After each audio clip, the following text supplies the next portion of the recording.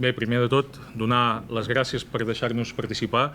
He de dir que en Jaume, des de fa molts mesos, que ens va venir a veure a la seu de Turisme Garrotxa per explicar-nos aquest projecte d'aquest congrés internacional, i des d'un primer moment, i això és de valorar i ho vull posar en valor, la seva intenció, ja des d'un bon començament, de teixir complicitats amb tots els actors. Quan fas una presentació d'un congrés i la taula ha de ser extensa com és aquesta, i encara hi falta més gent, doncs, que avui no hi és, però aquesta taula encara podria ser el doble de llarga de tots els actors que hi estan participant en aquest congrés, doncs dona molt de com s'està treballant, d'aquesta manera de treballar amb complicitats amb el territori.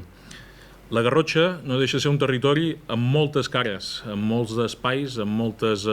dimensions. Tenim des de paisatges volcànics, paisatges com l'Alta Garrotxa, que són totalment diferents,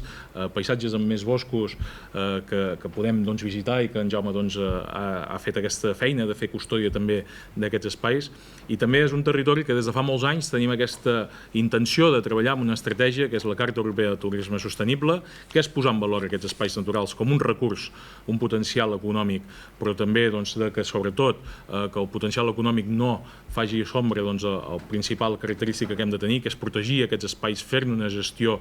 sostenible i que verdaderament en puguem disfrutar a les generacions actuals, però que també les generacions futures en puguin continuar disfrutant tant o millor del que hem pogut fer els que som a dia d'avui. Per tant, una proposta com la que ens fa en Jaume des de Selvens d'acollir aquest congrés internacional per nosaltres era un plaer, i et vull agrair una vegada més que ens deixis participar, que hagis pensat en la Garrotxa com un espai on no les xerrades sinó l'espai més vivencial pugui passar a casa nostra, i a partir d'aquí